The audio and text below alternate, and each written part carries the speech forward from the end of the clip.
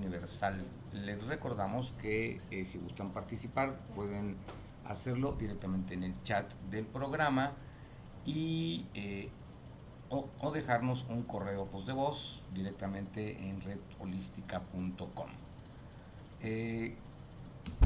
El pecado, un tema que iniciamos la semana anterior, algo que envuelve no solamente la idea cristiana, sino toda la cultura del hombre, por lo menos en los últimos 2000 años. Para platicarnos de este pecaminoso tema está conmigo, como siempre, el Padre Jesús María Besón Artea. Padre, gusto verlo de nuevo, gracias por estar con nosotros. Y antes que nada, Padre, hay algunas, o existen algunas preguntas que me hicieron por vía de internet esta semana con respecto al programa anterior. Órale. Y lo primero es, ¿quiénes determinan qué es un pecado y qué no lo es? Bueno. Porque habíamos dicho, bueno, la conciencia, el sentido común, etcétera, pero también existe la idea de que una institución, alguien tiene que determinar lo que es y lo que no es. Bueno, bien, buenas tardes. Buenas tardes. Está puesto de una manera negativa. Yo creo que lo correcto no es precisamente quién determina lo que es pecado, sino quién determina lo que es correcto. También. Sí, porque lo otro es muy negativo. Entonces la vida no es prohibiciones. Quizá hemos dado esa idea a veces de que la vida cristiana es la buena, es el no hacer cosas malas, ¿no? En lugar de hacer lo correcto. Que el niño bueno es el que no hace travesuras o el que no hace cosas feas, ¿no? Y pues esa no es la idea correcta ni de la persona buena ni del niño bueno. Entonces diríamos que tenemos que partir de que la bondad es la norma de la vida, porque si hemos sido creados a imagen y semejanza de Dios, pues entonces Dios es bueno. Entonces nuestra vida es un desarrollo de la bondad, desarrollar la bondad. Una forma de ejercitar la bondad es nuestra vida. Entonces, cuando yo no vivo de acuerdo a ese ideal de lo bueno, de la bondad que Dios ha proyectado de sí mismo, sobre todo, sobre las criaturas en general, entonces a eso, como decía el otro día, le llamamos pecado, así como le podemos decir está mal, es malo, o le podríamos haber puesto otros, sí, pues como hay una transgresión, por ejemplo, transgredir un mandamiento o un deseo de Dios, pues es no hacer caso. Y entonces, ¿eso cómo lo vemos? Cuando tenemos una autoridad, por ejemplo, que ha sido aceptada, diríamos por naturaleza o por derecho. Por ejemplo, tus padres son autoridad por derecho, ¿verdad? Hasta cierta edad. Entonces, en el momento en que tú no acatas su autoridad o no respetas su autoridad, ¿qué pensamos? Cualquiera te dice, es que está mal que no respetes a tus padres, está mal que no obedezcas a tus padres, está mal que no les tomes en cuenta, está mal que les hables de esa manera tan fea, ¿no? Ya, si tú después le quieres llamar pecado o no, pues esos son ya nombres, digamos, más de tipo religioso, ¿no? Totalmente de acuerdo. Y entonces, para decir, en ese sentido, ¿quién determina que eso está mal o que eso es pecado? Pues lo determina la naturaleza, el orden establecido en nuestra constitución humana, ¿verdad? O sea, no solamente la conciencia, como decíamos, va a ser el eco de eso, O sea, el eco de eso que tú estás haciendo mal, de ese comportamiento que no va de acuerdo al derecho natural del respeto que un hijo debe a su padre, etcétera, eso le llamamos conciencia. Entonces la conciencia te dice, o sea, gracias a la conciencia, tú puedes decir, eso no está bien, eso no corresponde, eso no está de acuerdo con las normas básicas de conducta en una familia, ¿no? Por eso tenemos, bueno, pues San Pablo tiene unas ideas curiosas al respecto. Por ejemplo, dice que la ley está hecha para el pecador y que el pecado es fruto de la ley. O sea, el hombre justo, el hombre, pues digamos, hablando así humanamente, el hombre responsable no necesita leyes. Y si no necesita leyes, nunca va a pecar. ¿Por qué? Porque es responsable de su condición humana, es responsable de sus relaciones humanas, es responsable de sus deberes, etcétera, ¿no? Y va a hacer lo correcto siempre. Puede ser que alguna vez se equivoque, bueno, se equivoca porque tú piensas de distinta manera y puedes decir, no, eso está mal. Eso ya es cuestión de, ¿no? Cuestión de opiniones, pero en lo fundamental, pues el hombre justo, el hombre responsable, el hombre maduro, pues no necesita leyes y normas. Un papá no necesita normas para cómo tiene que tratar a sus hijos, no debe necesitarlas. Una mamá no necesita normas para saber cómo debe tratar a los hijos, y por eso dice la Biblia en el profeta Joel, si no recuerdo mal, llegará un tiempo en el que nadie tendrá que decirle a otro, haz esto o haz aquello, porque yo pondré mi ley en su corazón.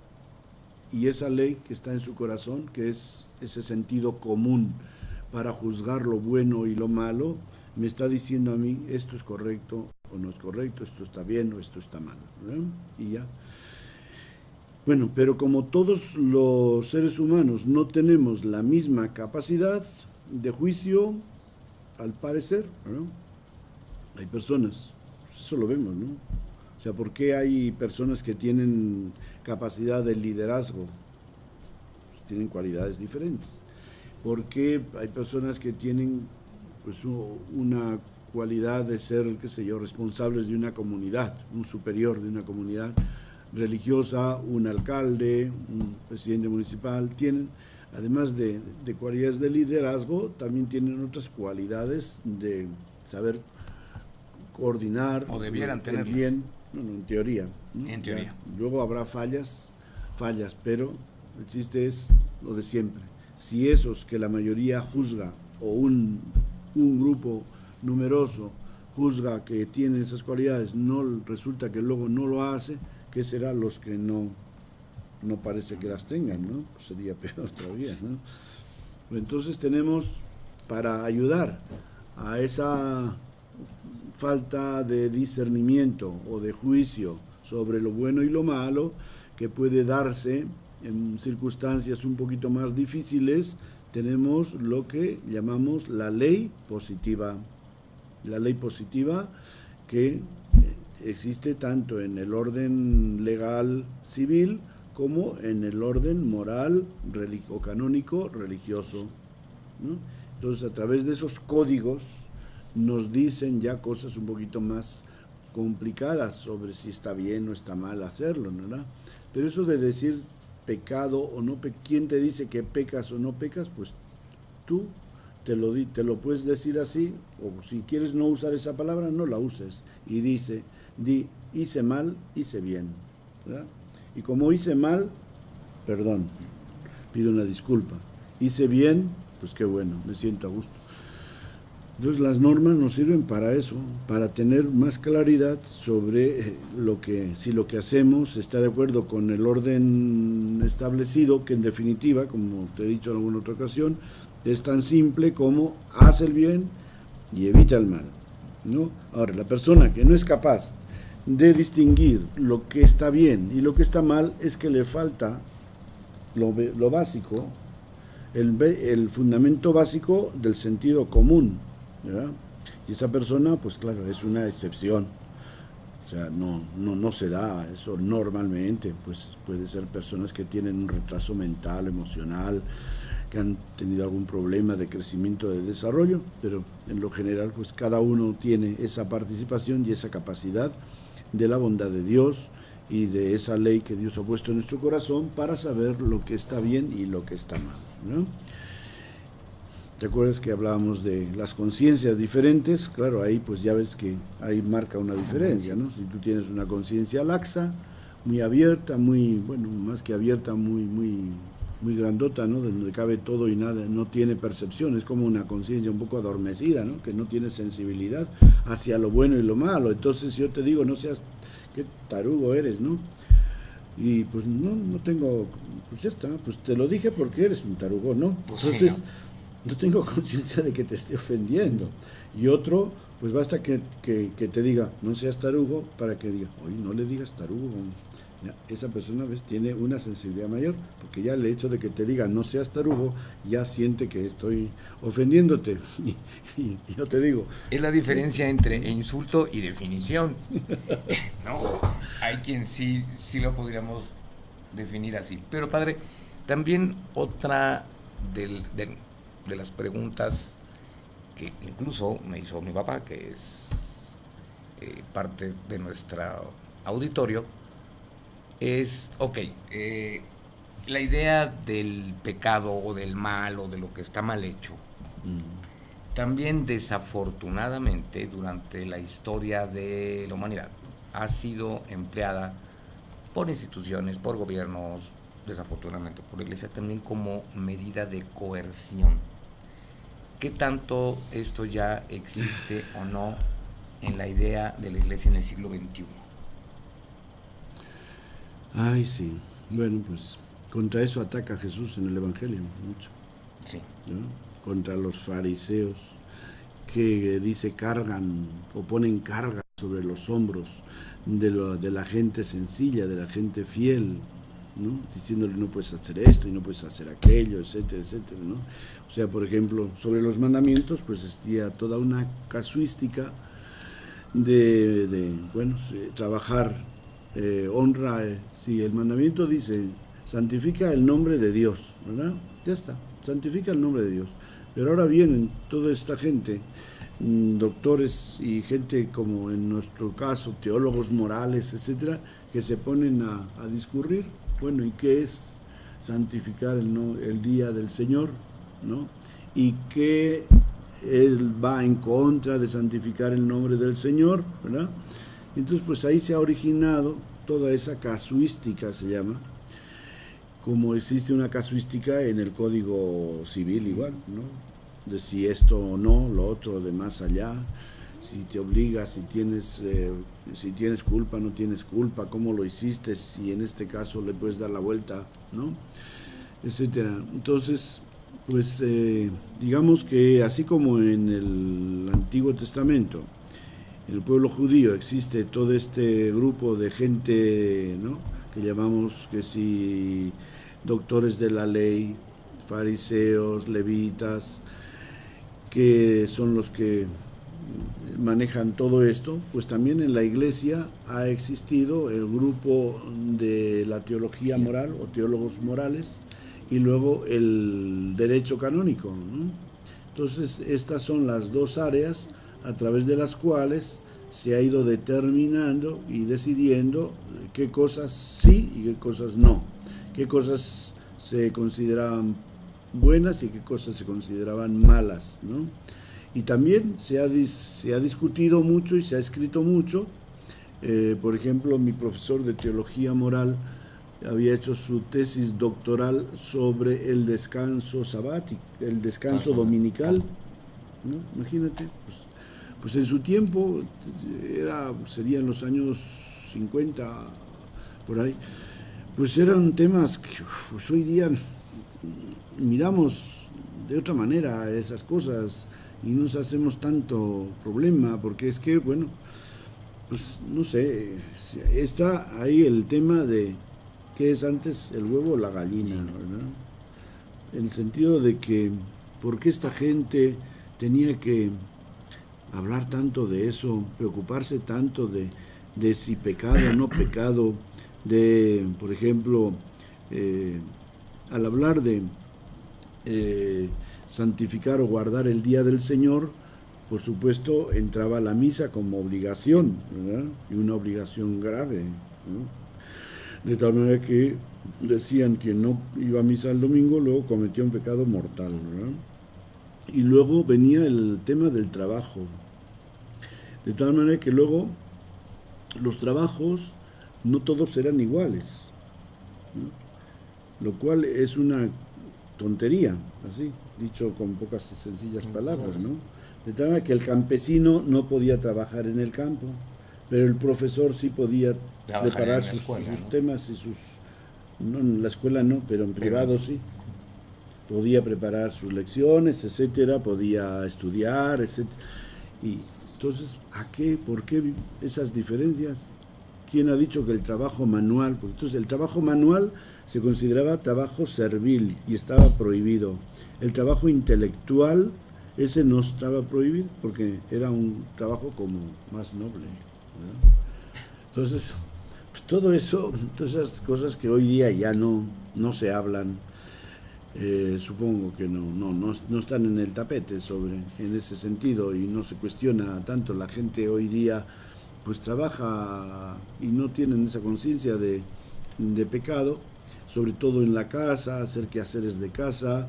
Pues la gente, si no trabaja el domingo es porque no quiere trabajar, y cuando la gente piensa que debe de trabajar porque necesita para las necesidades de la casa, pues trabajan y normalmente no tienen conciencia de que están haciendo mal.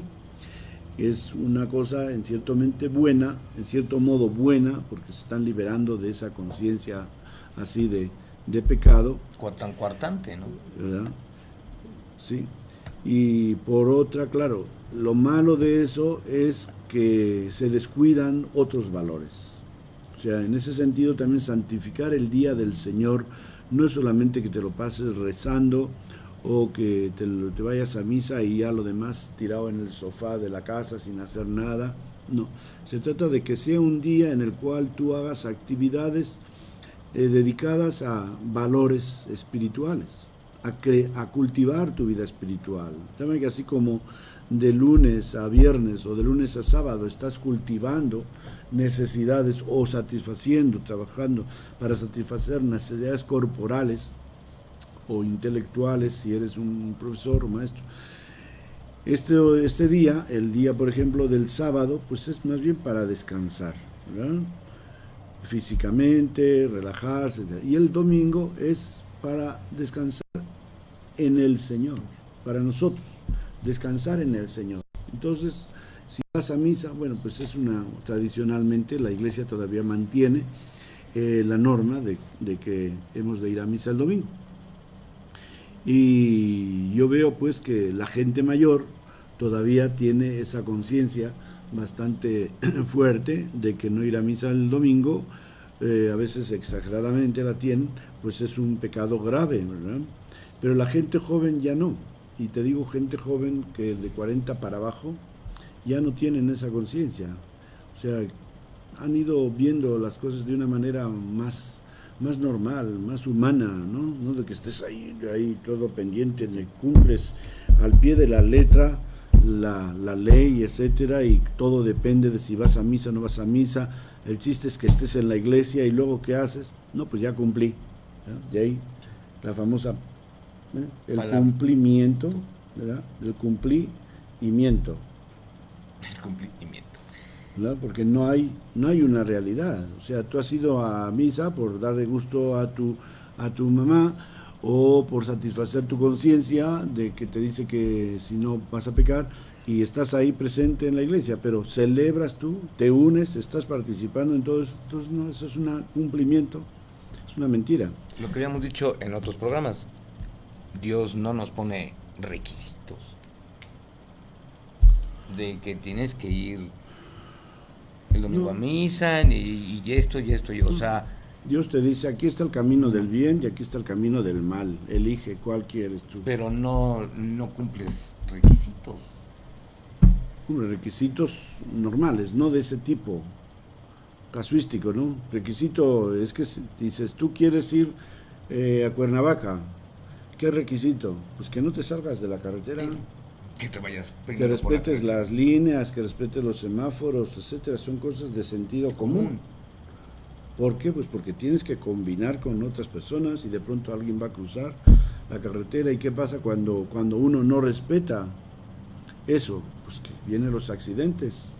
Entonces obviamente que hay cosas que se prohíben o se dan normas, pero a lo que volvemos a lo mismo, porque hay gente que le falta, Coco. ¿eh? Tienen la cabeza hueca, tienen una conciencia totalmente egoísta, no piensan en los demás, creen que están solos en el mundo, etcétera. Entonces para esa gente de ese gremio de tarugos, pues hacen falta normas. Desafortunadamente eso es cierto. ¿Sí? Padre, y la otra pregunta que también fue de España y de México es un poquito más compleja. En una sociedad donde vivimos una plena injusticia, pero impresionante, eh,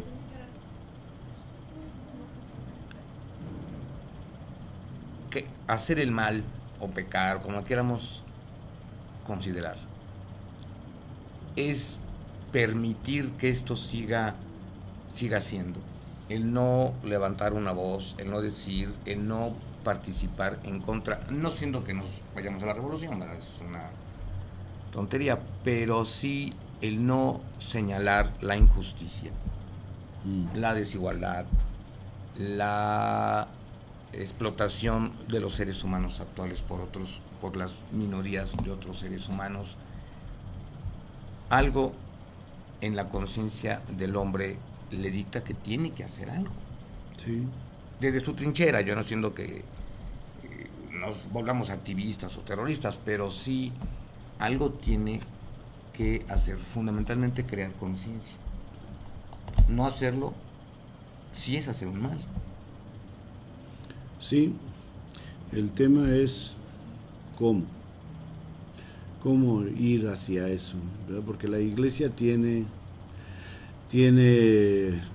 mucha literatura o muchos documentos sobre ese tema. Todas las encíclicas de temas sociales de la iglesia, desde la Rerum Novarum de León XIII hasta Benedicto XVI, pues se han tratado todos esos temas de la justicia en los distintos niveles, ¿no? Justicia social, justicia laboral, justicia política, el Concilio Vaticano II. O sea, la Iglesia no solamente lo ha dicho, lo ha escrito y está ahí, escrito, ¿no? Ahora bien, por una parte, pues, ¿quién sabe, quién conoce, quién lee todo eso? Muy pocos. ¿Los cristianos conocemos toda esa doctrina? No sé, tampoco hace falta a buen entendedor pocas palabras, ¿verdad? Totalmente de acuerdo. O sea, ¿tú crees que hay gente, patrones, gente que tiene empleados y que no sepa que hay un seguro que tiene que pagar a sus empleados? En México todos lo saben. Entonces, ¿por qué no se practica? Que, bueno, si pensamos que la mayoría de esa gente son cristianos y no tienen esa conexión de la justicia con la caridad, de saber que la mejor manera de practicar la caridad es la justicia, de que una persona no puede practicar la caridad si no practica la justicia, de que esa caridad es hipocresía, de que esa caridad es tapar agujeros y dejar el muerto podrido dentro. A la gente no le interesa. Nosotros en nuestra parroquia hemos estado dando cursos de doctrina social durante varios años y ya el último año no dimos, el anterior creo que tampoco, los últimos 3 años creo que ya no hemos dado. ¿Sabes por qué? porque no hay quien le interese.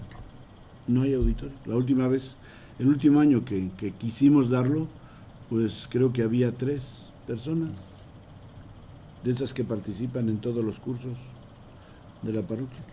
Y que están ahí. ¿No? Entonces existe una falta de, no sé, de conciencia, porque por otra parte, pues sí se habla mucho de justicia, ¿verdad? Y todos somos conscientes a través de todas las cosas que escuchamos en los medios de comunicación ahora con los políticos, ves todas las cosas que salen, ¿no? De corrupción, ¿no? ¿Qué son? ¿Qué es la corrupción? Es falta de sentido de justicia, que si el de aquí o el de allá, ¿no? Gente de la política del ya pasada o presente, sobre todo de los pasados. Ya ves que siempre cuando acaba un periodo salen los trapos sucios de algunos que han, y pues son cosas tan gruesas que dices, ¿cómo es posible que esta persona haya defraudado no ya al gobierno sino a su gente con esas cantidades tremendas de dinero? ¿Qué falta ahí? Pero qué, o sea, esa persona, que es que esa persona no tiene sentido de la justicia. ¿Tú cómo? Evidentemente no. ¿No tiene sentido o perdió la conciencia de o más bien la sensibilidad? Perdió la sensibilidad y acalla su conciencia. Cualquier persona normal sabe que el robar es robar. Está grave, es muy no malo. usemos la palabra pecado. No, robar es robar. ¿Y robas a quién? A otra persona. ¿Qué es eso? Injusticia. Estás cometiendo una injusticia, estás haciendo una injusticia. Y a esa persona a quien le haces una injusticia le estás privando de algo que le pertenece. Porque si yo como gobernador de un estado me embolso varios millones de pesos, de algún sitio los estoy sacando. A alguien se lo estoy quitando. A alguien le estoy quitando. O en lugar de hacer un programa de desarrollo social, no lo hago y me quedo con ese dinero. Entonces, todas esas cosas, ¿qué hacemos? Bueno, pues yo creo que en ese sentido, pues, desafortunadamente, la justicia pues tiene su papel que hacer, es decir, o sea, si no entiendes a las buenas, a las malas. Y por eso están metiendo al bote a varios gobernadores aquí en México. Pero Ahora bien, pero parece que aún así es como los accidentes, ¿no? Mucha gente se mata en accidentes, sí, pero siguen habiendo accidentes. Así es. La gente piensa que no le va a pasar a él. O sea, yo creo que en definitiva, bueno, pues es falta de responsabilidad, ¿no? De que los principios están ahí, todo político, toda persona, servidor público, etcétera, debe saber, conoce el derecho de su país, derecho laboral, derecho social, criminal, etcétera, penal, y sabe lo que está bien y lo que está mal. Pero parece que jugamos al gato y al ratón, a ver si no me cachan. Sí. Entonces, si yo vivo en esa dinámica o en esa corriente, en esa forma, pues es que estoy como que he atrofiado mi sentido de responsabilidad humana, mi sentido de responsabilidad social. La Iglesia, pues bueno, se dicen muchas cosas, quizá de que la Iglesia no predica quizá lo suficiente, pues no lo sé. La cosa es que la Iglesia tiene sus mártires, constantemente está teniendo mártires, y los mártires que la Iglesia tiene en estos tiempos modernos es precisamente por razón de justicia gente social. De justicia social que se Totalmente oponen a abusos de gobiernos o de caciques en distintos lugares del país. Sin embargo, padre, también con respecto a esto, el no generar, el no discutir conciencia, el no tratar de crear conciencia, es una forma de hacer mal. Sí, mire, le voy a poner un ejemplo que es increíble. Está muy grave en este momento.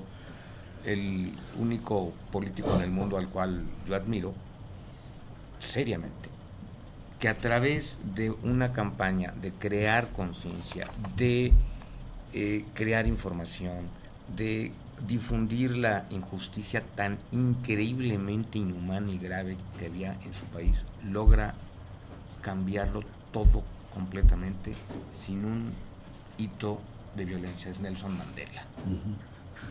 Entonces, digo, no estoy diciendo que nos vayamos a poner a la talla o a la altura de este señor, pero sí está mal, es hacer un mal, aunque sea por inconsciencia, por omisión, el no señalar, el no difundir, el no comentar, el no crear conciencia de lo mal o de lo malo que se está generando en una sociedad, en un gobierno, en un cacicazgo, en una empresa, en el que no le da el seguro social. Claro que nos van a tachar, como se dice en México, de grillos, pero pues es que la conciencia empuja a crear más conciencia.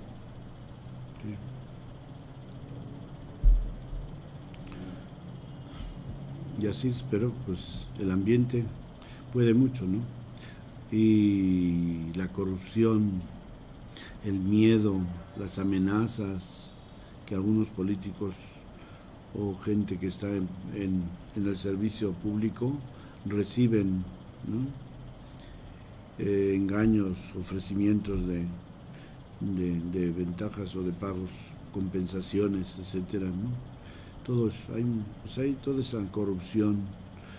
Claro está que es muy lamentable pues que estemos llegando a eso cuando somos conscientes de cuánta gente sufre hambre, viven tan miserablemente en sus casas, etcétera. Pues ahora, si yo no sé, digamos, en las escuelas públicas, ya ves que se han dado manejando ahora que si la educación sexual y toda esta historia, ¿no? Dándole tanta importancia como si fuera tan importante. Y la educación por la justicia. El civismo y la ética están Los por lo menos en humanos. este país en el abandono, en el absoluto abandono. Yo oí que hace algunos años querían implantar la enseñanza de la religión. Bueno, habría alguna voz, porque no creo que el gobierno lo tome en serio. Eso, como que querían implantar temas religiosos para crear valores. Pues no es una idea, ¿eh? O sea, bueno, es una idea que no es práctica, ¿verdad? Porque no es práctica, pero no es mala. En un estado laico o en una escuela laica más bien, ¿verdad?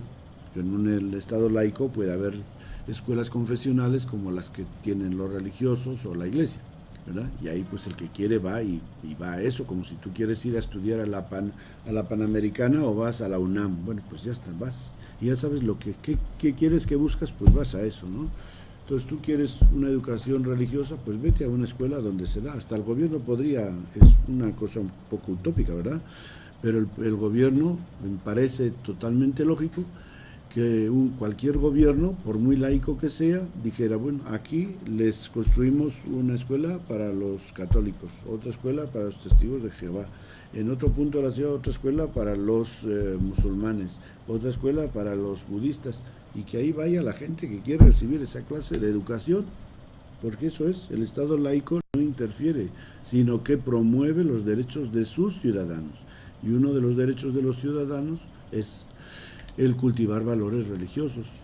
Ahora, traspasar los valores de la religión cristiana, etcétera, todos, a una forma de educación, o sea, ok, no traspasarlos como valores religiosos, pero sí éticos, morales y sociales, eso sería... No sería necesario, genial. No sería necesario llegar a eso, ¿no? De que el gobierno promoviera esas escuelas de tipo religioso. Bastaría con que se enseñaran la ética humana, ya desde distintas fuentes, desde los filósofos griegos hasta nuestros días, pasando por tanta gente ¿no? intelectuales, etcétera, que han escrito sobre costumbres, sobre ética y demás. Pues hay material abundantísimo, ¿no?, para educar a los ciudadanos en eso, en los valores humanos, en los valores de la justicia, en el valor del respeto, en el valor del servicio, en el valor de la solidaridad, en el valor de la responsabilidad. Por ejemplo, yo sé que en Corea, creo que es en Corea del Sur, cada ciudadano tiene que dar al gobierno 1 hora de trabajo al día, me parece, o a la semana, no sé, X, lo que sea. O sea, tienen esa responsabilidad respecto al gobierno, están educados para eso y eso lo hacen pues así, porque es parte de su servicio al gobierno, ¿no? Entonces, el pagar los impuestos, ¿qué es? Por lo menos dices, el gobierno mexicano no te exige que tú trabajes 1 hora al día gratis para el gobierno, pero te pone este impuesto y el otro. Pagar impuestos es parte de ayudar a las necesidades de la ciudadanía, de los servicios que necesitamos en una ciudad, etcétera. Ahora, si esos impuestos pues luego no están bien administrados, ¿verdad?, y lo que tú pagas por el seguro social, pues resulta que no te dan el servicio que tú necesitas, o la jubilación que tú necesitas para vivir dignamente tu ancianidad, pues ahí está el problema, ¿no? Pero que existen los medios y que cualquier gobierno sabe que deberían de promoverlo más, claro, en las escuelas, de tal manera que hubiera esos cursos desde el principio hasta el final, desde niños hasta mayores, cursos de valores humanos, cursos de ética. ¿Para qué?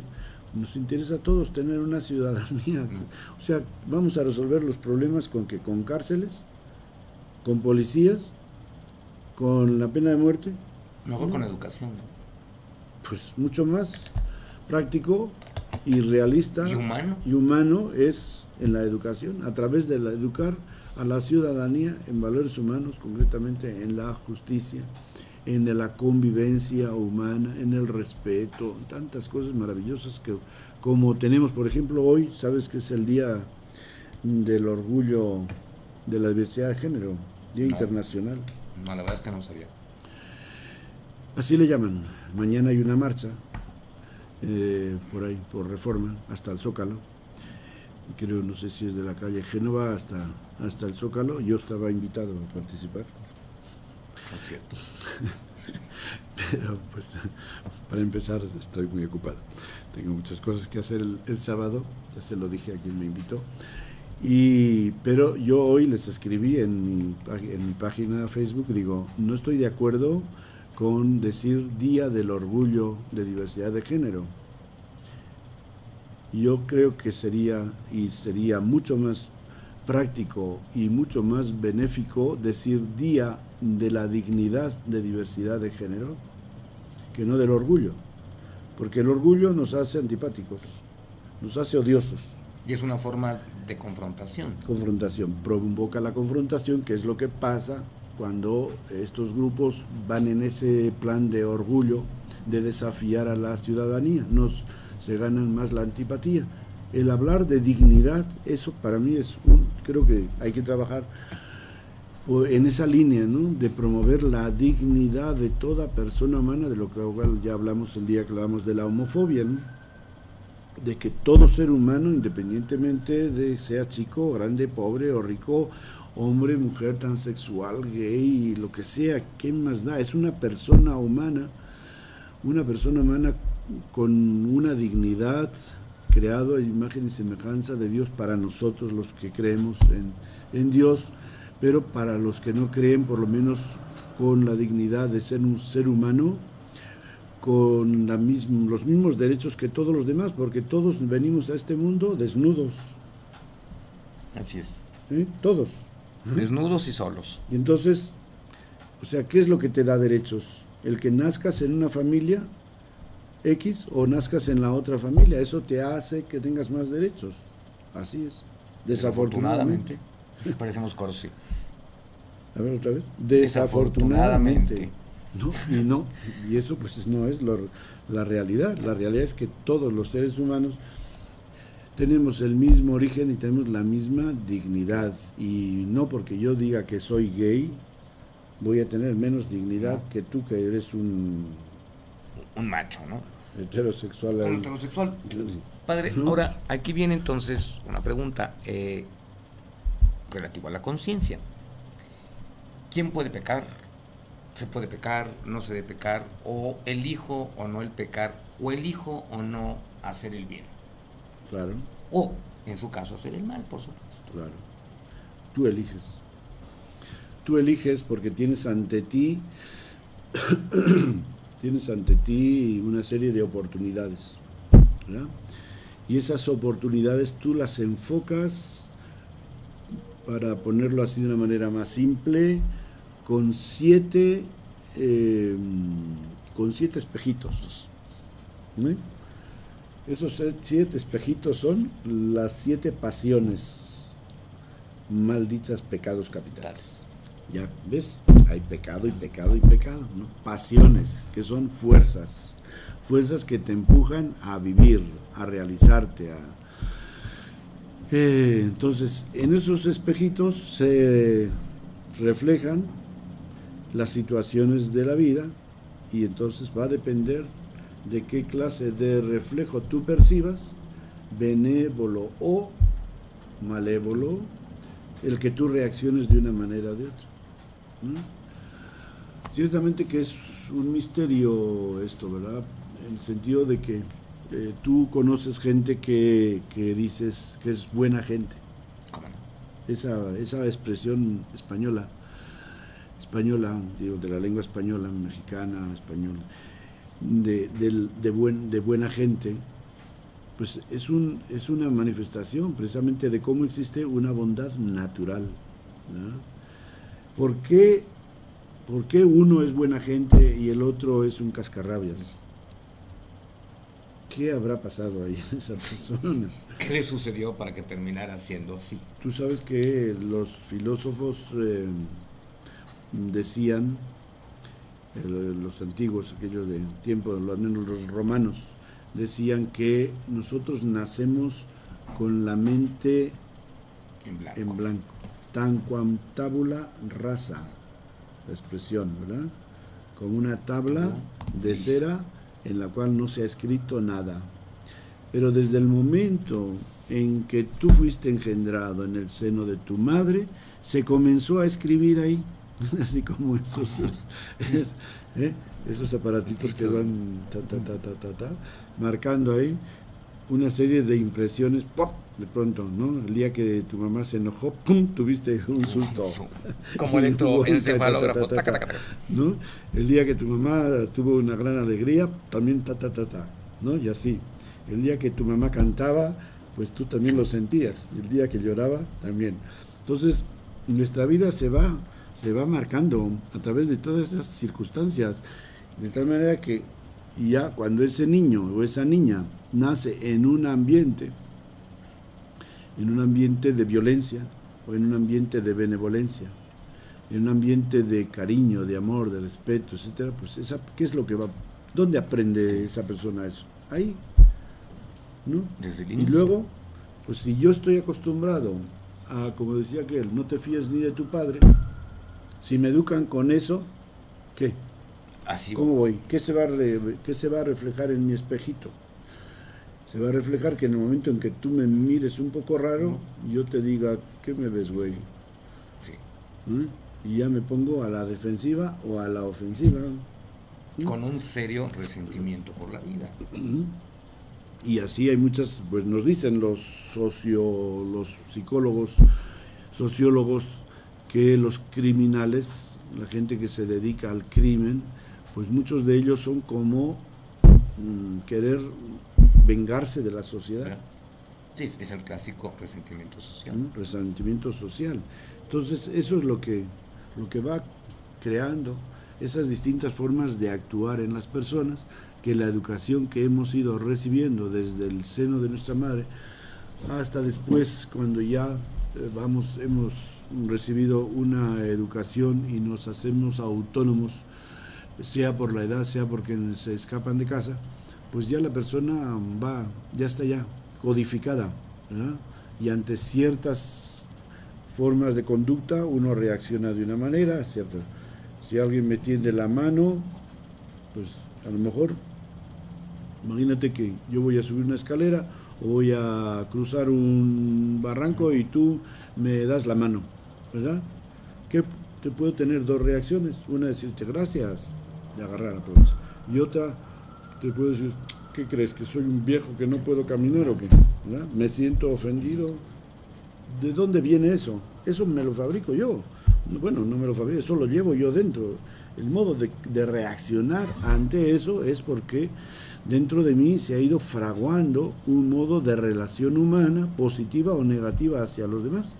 Y de esa manera, pues hay pues las personas que son admirables por su santidad, por su bondad, y las que son despreciables o no son despreciables por su poca civilización, su poco sentido cívico, etcétera, por su mala educación, por su actitud. Sus actitudes violentas o por sus actitudes amables y cariñosas, ¿no? Por eso, pero aún para todas estas personas, buenos, malos, regulares, ¿existe o no la posibilidad de discernir, hago el bien o no lo hago, hago el mal o no lo hago? Tengo la libertad de discernir, esa nadie me la puede quitar. Sí, en teoría sí, pero tú eres fruto de la educación que has recibido. Sin discutir. Es como, no sé, como si tú eres miembro de un partido político, ¿eres libre para votar o no votar? No, ya no, porque ya me enrolé en una cierta ideología y coarté mi libertad. Entonces, ¿eres libre o no eres libre? No. Entonces, ¿los partidos políticos quitan la libertad? La verdad, sí. Entonces son muy mal. Desafortunadamente sí, y lo vemos muy reflejado en este país. Entonces, ese es el parecido, pues ese sería uno de los puntos a considerar, es decir, que tú ya, así como naces o así como te afilias a un partido político y estás ya determinando tu dirección a la hora de juzgar de un tema, de una causa, tú también naces en una familia, naces en un país, naces en una colonia y ya estás adoptando unos criterios para juzgar y para actuar, ¿no? Entonces, teóricamente, ¿eres libre? Sí. En la práctica no eres libre. Estás condicionado por todo ese ambiente en que tú has crecido y en el que igual tú estás viviendo. Entonces, pues, eres libre. ¿Eres libre para hacer el mal? ¿Dios te ha dado la libertad para hacer el mal? Esa es otra pregunta. Supuestamente, teóricamente repugna, decían los filósofos antes, repugna a la razón. Sí, que tú seas libre para hacer el mal, porque eso es autodestrucción.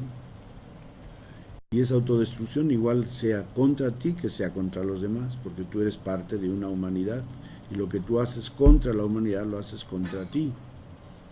Tú ofendes a un miembro de tu familia, te estás ofendiendo a ti. Tú ofendes a un miembro de tu país, te estás ofendiendo a ti mismo. Así que la libertad es realmente, pues, hay que entenderla y ver, por una parte, si tú has madurado como persona, si te han dado esa educación para madurar y si tú estás viviendo en unas condiciones en las cuales puedes ejercitar esa conciencia, porque también pasa eso, que a veces según en qué grupos estés, pues tienes que entrarle. ¿Cómo no? ¿Con cuánto le entra mi jefe? Mi jefe, sí estoy en la cual, en este país por lo menos sí. Ahora, yo tengo una libertad para hacer el bien desafortunadamente también una para hacer el mal. Pero ¿qué pasa cuando uso mi libertad y transgredo a los demás? Esto es todavía más grave. Si te cachan, vas al bote. Bueno, si me cachan, voy al bote. Yeah. Así.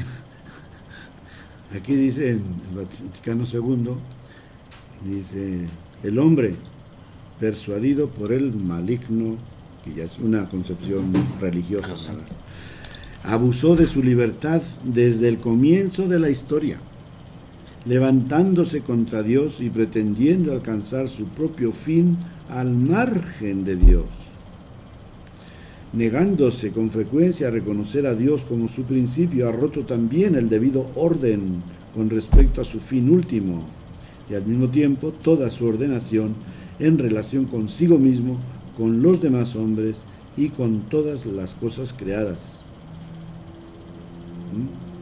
De tal manera que, concluyendo, dice, el pecado, es actuar mal, disminuye al hombre mismo y le impide lograr su propia plenitud.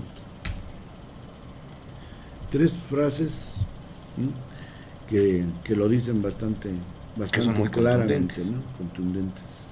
O sea, tenemos, es que, bueno, hablamos, el que no crea, pues lo sentimos, ¿verdad? Pero nosotros creemos que tenemos un origen en Dios, ¿verdad? Cuando tú haces una silla, ¿para qué la haces? Para sentarte. No la haces para tirarla por la ventana. Dios nos ha creado, ¿para qué nos ha creado? Nos ha creado para un fin. Si Dios es bueno, nos ha creado para el fin de hacer el bien, de ser proyección de Él. Y por eso el Génesis nos dice, Dios todo ¿no? Vio Dios que era bueno. Vio Dios que era bueno. Cada día de la semana, hasta el último día, el sexto día, cuando crea al ser humano, vio que era muy bueno. Todo le salió bueno, ¿no?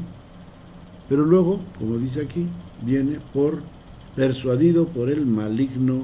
Ese es un gran misterio, ciertamente. La Biblia lo explica muy sencillamente, ¿verdad? A través de la tentación, capítulo 3 del Génesis. Pero eso, pues es muy, en cierto modo es un poco simplista, ¿verdad? Si esa tentación que el ser humano, porque ya para la parábola esta de la manzana, pues sabemos que no, es una parábola, ¿no? Es una imagen, pero en realidad ¿cómo surgió esa experiencia del mal en el ser humano? ¿Cuándo? ¿En qué momento? ¿Ya en el Paleolítico o en el Neolítico? Esa es muy buena pregunta, nadie lo sabe. No sabemos, ¿no? ¿Cuántos siglos tiene dice que ya se nos acaba el tiempo, ¿cuántos siglos tiene la raza humana? Aproximadamente, como tal, tiene unos 60,000 años. O sea, es del Neolítico. Sí, del Neolítico. Entonces, ¿pero en qué momento surge ese despertar de la conciencia del ser humano para poder decir, hago lo que quiero y no lo que he aprendido hasta ahora, que ha sido una proyección del plan de Dios para mí? Pues es un misterio grande, ¿no? Totalmente. Y que bueno, lo que sí, y después, tal como lo explica nuestra historia, pues a raíz de ese primer pecado se desata ya todo el abanico de las pasiones, de manera que ya, como quien dice, como dice la historia de Dios que lo echa del paraíso, ya nos deja a merced nuestra. Ahí tú verás ahora cómo te defiendes. No has querido acatar mi plan, no te has querido acomodar al modo como yo te había programado o como yo te había creado, etcétera. Entonces ahora tú, ahí ves, ¿no? Hasta que ya mande a un Redentor, ¿verdad?, que es Jesucristo, y ya luego nos ayude a recobrar el camino, a volver otra vez al camino, de tal manera que la raza humana está en plan de hijo pródigo durante muchos siglos, y entonces pues ya cuando Jesucristo viene y nos dice, oye, que están por el camino equivocado, entonces comenzamos otra vez, ya nos volvemos y comenzamos a tener puntos de referencia más lógicos para saber qué es lo que está bien y lo que está mal. Es decir, Jesucristo nos ilumina, ¿verdad? Y por ejemplo nos da un principio fundamental cuando nos dice, mi mandamiento es que se amen unos a otros, como yo los he amado. Padre, antes de que nos corten la luz, en las últimas décadas, en los últimos 100 años más o menos, por todos los medios y por todas las modas, hay una idea subcultural de que lo bueno de la vida, que lo que el ser humano está hecho es para dejarse llevar por estas pasiones, sí, como si fuera incluso algo simpático. Uh-huh. Sí, bueno, pues. Lo cual evidentemente es subcultura, pero existe esta idea y hasta se anuncia en todos lados, en películas, en libros, en todo, con voz así engolada de el pecado y esas cosas, pero es una subcultura que poco a poco, desafortunadamente, va permeando cada vez más a la sociedad. Sí. Pues bueno, eso es cuando el ser humano pierde de vista su vocación trascendente, cuando pierde de vista su dimensión espiritual y cree que es un animal más, que su felicidad depende de satisfacer simplemente sus sentidos corporales, sus pasiones corporales, y no hay otra cosa, ¿no? Es como, porque si me dices el pasarlo bien, el satisfacer la lujuria, o satisfacer la gula, o satisfacer la avaricia, etcétera, pues son simplemente formas de querer encontrar en las cosas y en lo sensible la felicidad. Y entonces quiere decir que esa persona tiene es realmente muy corto de vista, no descubre más allá de lo que vive en ese momento, no tiene valores trascendentes, y pues para él el horizonte de su vida está en el día de su muerte. Ahí se acabó todo, y entonces comamos y bebamos porque mañana o pasado moriremos y vamos a aprovechar. Pues es una imagen del ser humano pues puramente animal, pero animal así, del que vive estos días y luego ya muere, como una mosca que vive 2 o 3 días y ya se murió y se acabó su historia. Ahora también, padre, si las personas ejerciéramos este tipo de actitud, como esta subcultura nos promueve, ¿qué es lo que pasaría si todos empezamos a vivir desenfrenadamente el objetivo de la codicia, la avaricia, la soberbia y la ira, por ejemplo? Vamos a llevar a la sociedad en lo que actualmente está, pues sí, al borde del al borde de que no puedes salir de casa, de que no te puedes fiar de nadie, de que la gente dentro de la ciudad se bardean sus casas, etcétera, por miedo, y todo eso, ¿verdad? Son algunos de los efectos que se van originando de esa falta de responsabilidad social y de esa falta de una conciencia comunitaria que tenemos los seres humanos, ¿verdad? Perdiendo la conciencia de comunidad, pues entonces el hombre se convierte en su propio enemigo. O sea, es que es increíble, pero tal parece que subculturalmente, por lo menos en Occidente, no se han dado cuenta que el mal no es divertido, ¿eh? Que hacer el mal no es algo divertido, ni que no nos va a llevar a algo divertido. Solamente pasa en las películas de los 60, donde había pues comedias simpáticas, pero de ahí no pasaba. Pero hacer el mal nos está llevando a esto. Claro, pero también para eso hace falta una cierta madurez, para saber distinguir entre lo que está mal y lo que está bien. Ese es sí, este es otro capítulo muy interesante. Pero lo que está bien y está mal, pues también está implícito en el espíritu humano. Sí, básicamente sí, pero luego tenemos condicionamientos de lo que está bien para un hombre y lo que está bien para una mujer, lo que está bien para un niño, lo que está bien para un mayor, lo que está bien para un europeo y lo que está bien para un americano. Sí. Pero eso es, Las culturas ahí. eso es subcultura, ¿no? Sí, pero que determinan. Y por último, padre, antes de que nos digan que así ya, una reflexión que es muy interesante, ojalá que nos comente algo. Es muy curioso ver, pues, no curioso, es maravilloso, ver que en las clases más, entre los seres humanos más humildes, entre los seres humanos más marginados o maltratados por la sociedad, curiosamente, increíblemente, es donde se ven los mayores actos de nobleza.